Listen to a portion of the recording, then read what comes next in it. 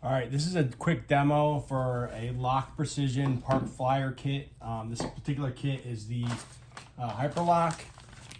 This one, all these kits are more or less the same with some slight differences. This one here has a payload, but they're all more or less gonna be the same, particularly the hardest part, which is the fin can.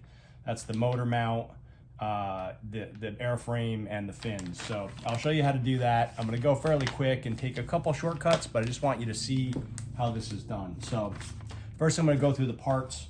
Airframe, you have slots for your fins. If there's material here, you just want to poke that out before you start. This is the payload. This is a coupler, so this goes in here. This is going to join these two together like this. Oh, got a parachute in there. Basically like that. Okay, fins. So you have 3 or 4 fins typically. In this kit has 3 fins. Usually you'll need the sand fins and things like that, depending on how they fit.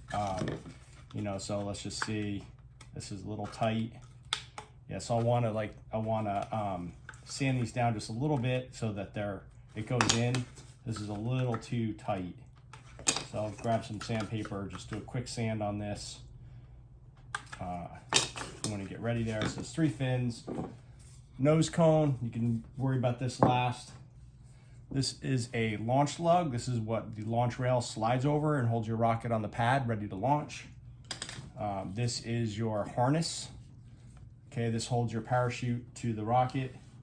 These are centering rings. You notice this one here has slots. This one goes at the top. This one doesn't. It goes in the bottom. And then you have this is a piece of Kevlar, very, very strong, flame resistant. This is going to hold your harness to the motor mount, okay? So we've got that. Let's see. Also, there's a part that I printed. This is a retainer. So it's a motor retainer. This print is a little bit sloppy.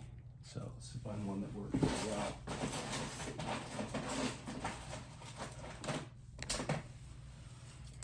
Yeah, this one's better. Okay, so there's 2 parts of this. This part screws on and off. You don't want to epoxy this on. This one has a little lip on the back. That's the back of it. This is the thread. This is going to attach to the motor mount, and this is the last part. That's your motor mount. This one here is a little bit tight, so I want to just give a quick little sand on that just to get it on there. I don't want to damage the edge of my motor mount. This is a Nomex blanket for protecting your chute. This is undersized, but this is okay. But we can get around this using stuff called dog bar for basically insulation that's non-flammable. These are launch rail buttons. So these are actually really good for your rocket, but you have to use some sort of special technique to mount these. I'll do a part 2 video to show you how to add these.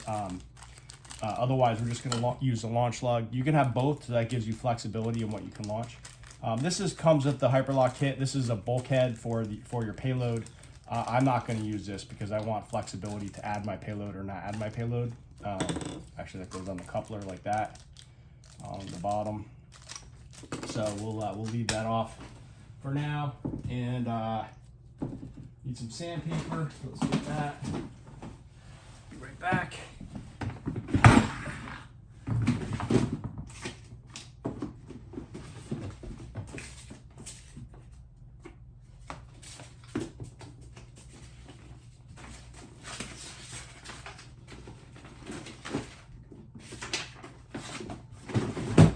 This is the actual grit of your sandpaper, doesn't matter.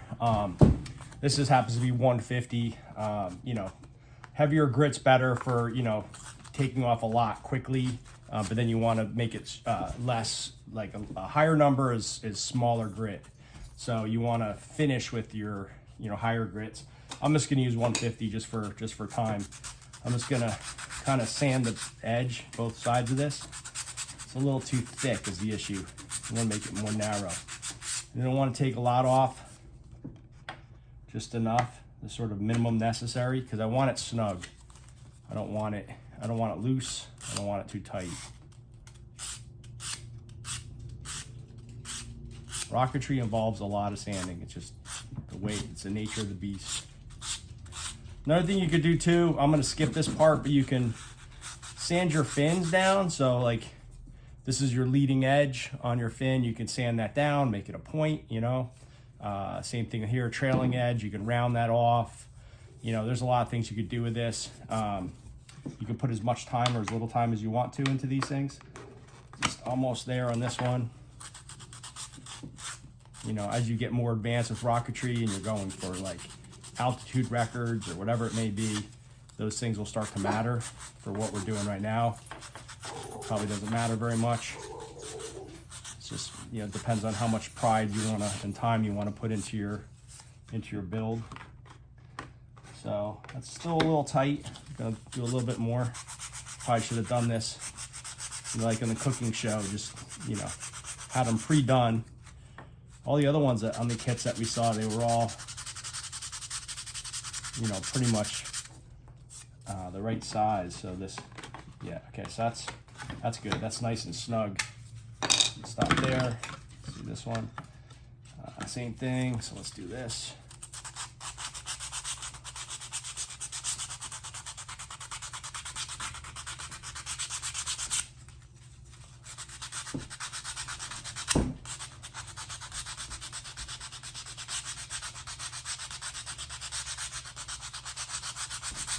Check with your mom before doing this on your kitchen table, or dad.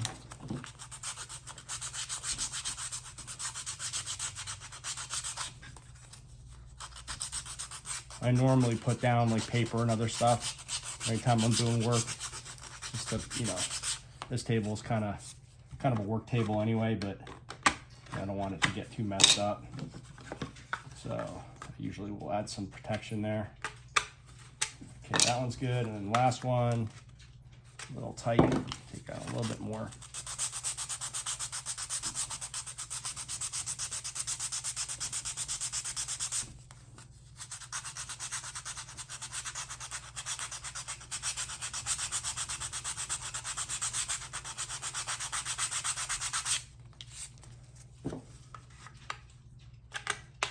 Almost a tiny bit more.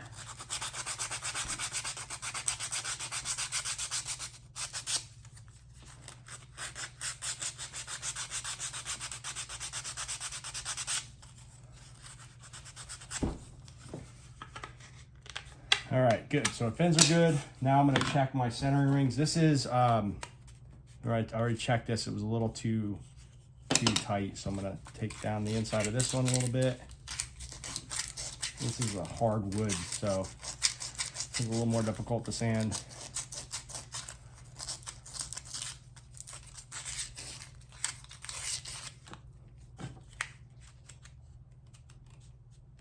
Just about there. Need a better piece of sandpaper.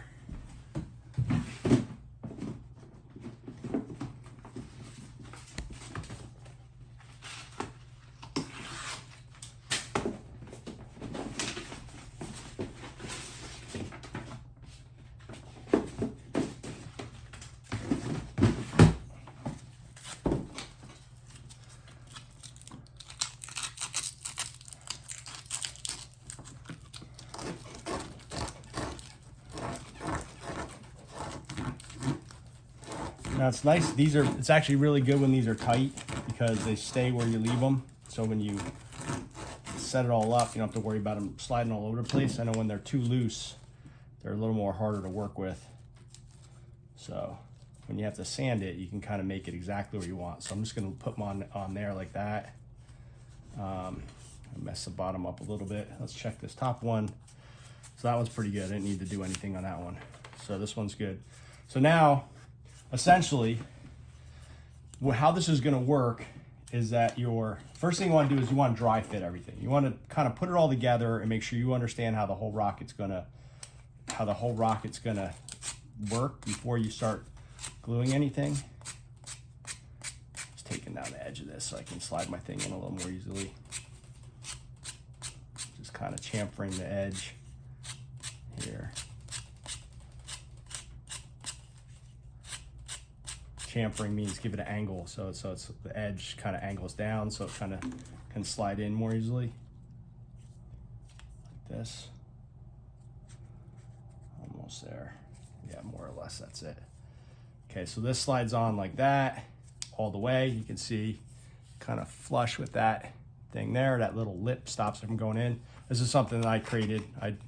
So essentially, this thing here, you're gonna put your motor in, and then this goes on after that, and that keeps the motor from sliding out. In fact, if I can show you a motor, let me do that. I'll show you a motor so that you just kind of understand how it works.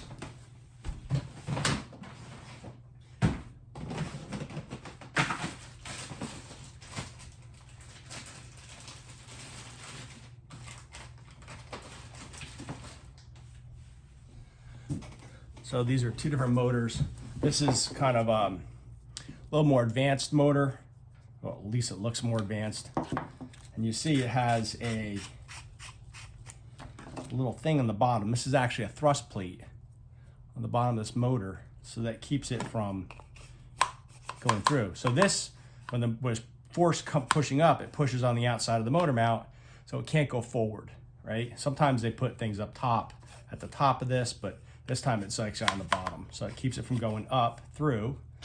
And then this similarly, also, when you screw this on, keeps it from pulling out. So having a motor in here actually helps size it, because that's all the way tight. Okay. By the way, in these things, these motors here, they don't come with this. So I 3D printed little plastic rings that just slide right onto here, and it kind of works the same way. You know, I can't do it on this, but if I take this out, basically turn this cheap little motor into a more advanced motor. So it has a thrust plate attached to it. It's just epoxied on there. It's good enough. Another way to do it is you just friction fit. You wrap this with tape so that it's super tight and won't go anywhere. The friction holds it, keeps it from pushing forward. It also keeps it from pulling back. But I don't like those as much because they're hard to get out. But in any event, it still works perfectly fine. So let's put this back. We'll just use this for testing. So I want this ring to sit right at the edge. See, that's too high. If you can see that, it's too high. So this has to push down a little bit. A little too high still. Almost there. So it's got like a little, like a 1/8 or 1/16 of an inch. Perfect. Maybe just a little bit down more. Perfect. So essentially, I want my fin, I want that to kind of sit up against my fin like that. Okay, and I want to be able to screw this on. So this has a tiny bit of space there. So that's in the right spot. Okay, so essentially we're going to be taking this, once I identify the bottom location for my centering ring, the bottom centering ring, and I actually reversed that. So let's do a little mark on here.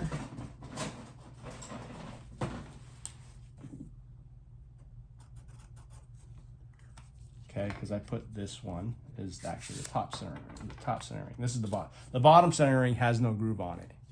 So let's put that there. I'm actually gonna slide it up a little bit higher because I want a little more space.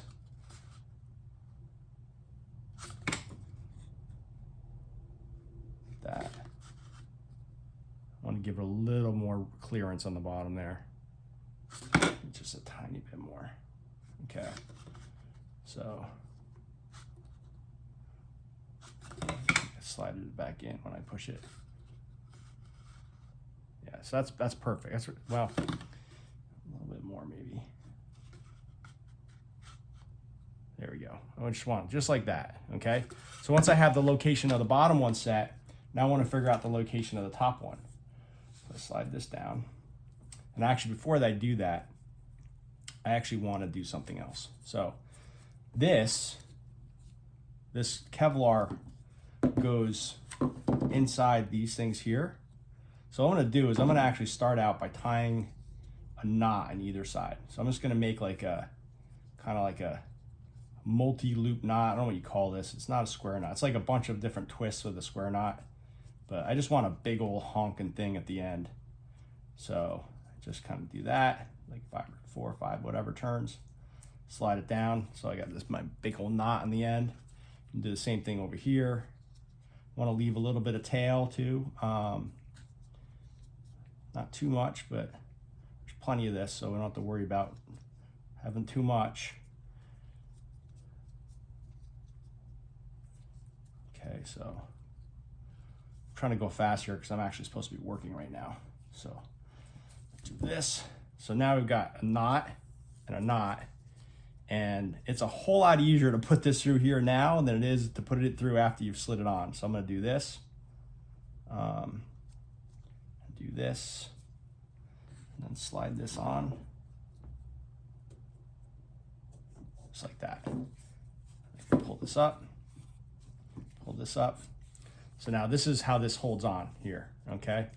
So now I'm going to slide this down, and I want to size it for my fin. So I want this distance, I want this fin to fit between these, because what's going to happen is you're going to slide this inside here, and then you're going to push the fins in on the outside. So I want to basically close this down so it's basically just snug. I want it snug enough to where the fin, it can hold, I can still slide it in, but it'll also stay in there without falling out, right? So I want to be able to put in all my fins, have this thing sized so that the fins will actually just stay in. So it's just almost there, a little bit snugger. You don't want it too tight, you know, because you obviously need to be able to slide it in from the outside, you know, but essentially that's where you want it. See that? And then also you want to check around the outside because, you know, like for here, it's not perfectly square. So I want to push this up on this side, you know, make sure it's square all the way around. There's that one. You could even put all of them in at once. You know, so there's 1, 2,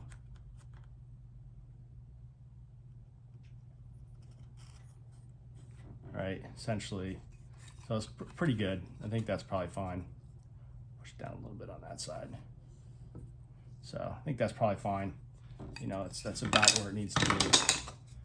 So ideally it's touching, you know, so that way when I epoxy it in, I'll actually get epoxy bond to the fin, to the centering ring right there as well. So I want it to the body, to the ring, and I want the ring to then the inside of the rocket. So what I'm going to do is I'm going to actually add epoxy to these rings right now, okay?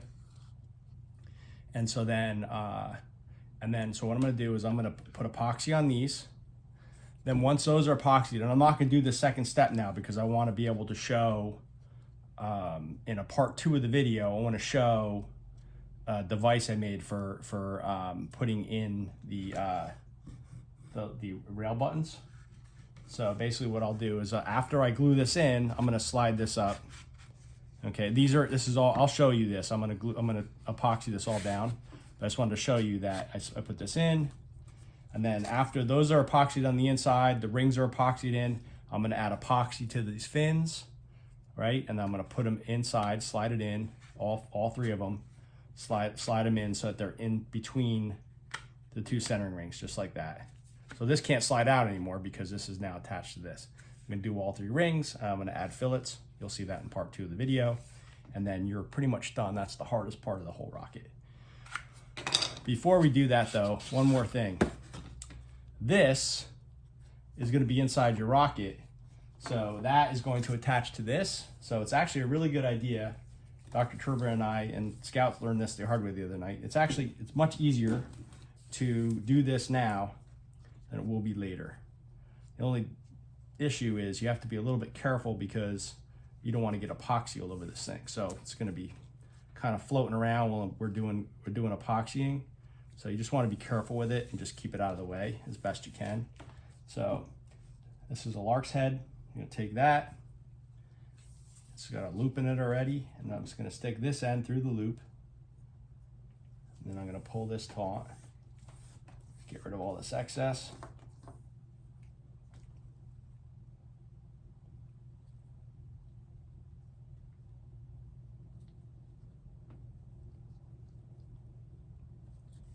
Just like that. So I'm going to feed this in when I'm ready. I'm going to feed this in through the rocket and then put the rest of the motor mount in. right? So I'm gonna feed that into the rocket so that it all pushes right in, okay? Not gonna worry about that right now, but I am gonna take this and move it out of the way. Can also use that. There was an extra rubber band around here somewhere. I think that came with the packaging. If I can find it, I can use that to just kind of make it a little more manageable. So let's do that. Let's kind of wrap this up.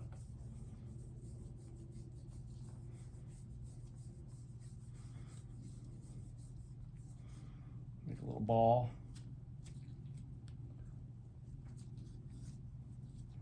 I'm gonna take this rubber band and just give it a, now it's nice and compact, I don't know, less stuff to kind of worry about, okay?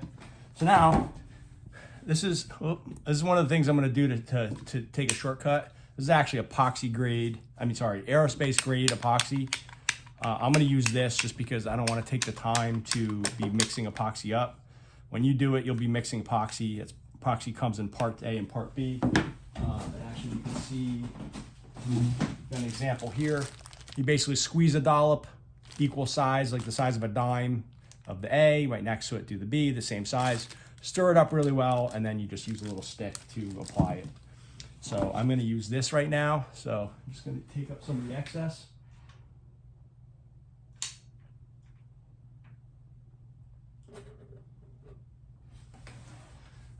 As far as epoxy goes, you wanna use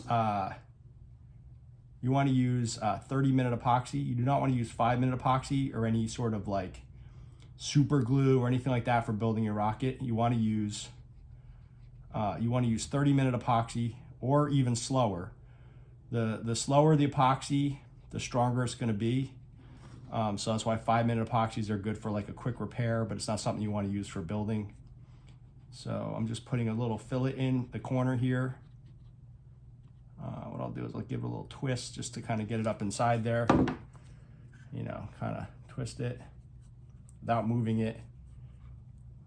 I'm going to check the fins location because I did move it. So let's just check that. Oh, I moved it quite a bit actually. So that's going to have to, probably when I was doing all the other stuff, I moved it a lot. So I'm actually going to take this right here. I'm gonna put some blue tape on this just to get it out of the way. I don't want that Kevlar getting all sorts of epoxy on it, so I'm just gonna do this. Kind of get it out of my way here. You know, just like that. So now this is out of the way. It's more managed. I don't have to worry about it folding over on itself like it just was. So, although is this going to prevent me from sliding it down? Let's see. Oh, it's about the right spot, so I think I'm good on that. So that one's okay. Okay, and then let's check the distance on this one. This side. That's okay. So, if I didn't mess up my distance on the bottom here, I think I did. Yeah, I think that's where it fell down. So let's slide this up. Lots of double checking, you know, because once this stuff dries, pretty much locked in. Not much you can do about it anymore. Especially this will be inside your rocket. If you mess this part up, it's going to be really hard to fix, if at all possible. Okay. Okay, so my fin size, my distance, all that stuff's good. So now I can finish epoxying this. I'm gonna epoxy this part here, and I'm gonna take this out. Now I know my size. I'm just gonna take this out because I don't want to risk getting any epoxy on this. And actually, I need to put epoxy on the bottom under this too. So slide this off. Put some epoxy on here. Don't need a lot.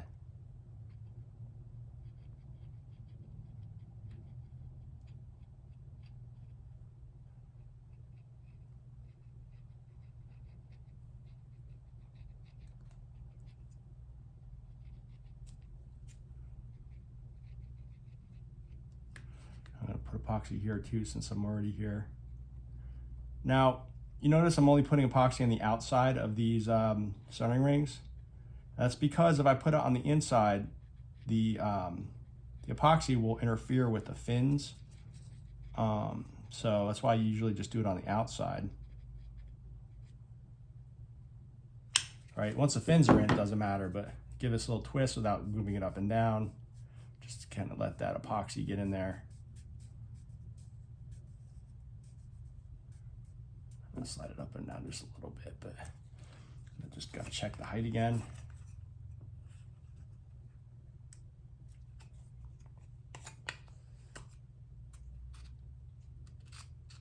Okay, height's good. So that's good. Now I'm gonna slide this on. Make sure I put this lip is on the bottom, so I'm gonna make sure that's on the bottom.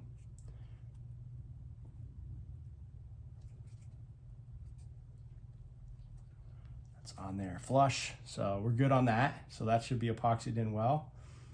Now I want to epoxy my knot and this to the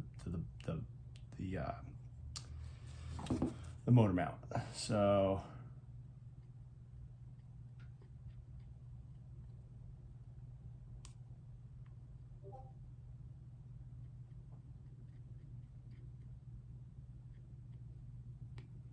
just kind of some more stuff to keep this on.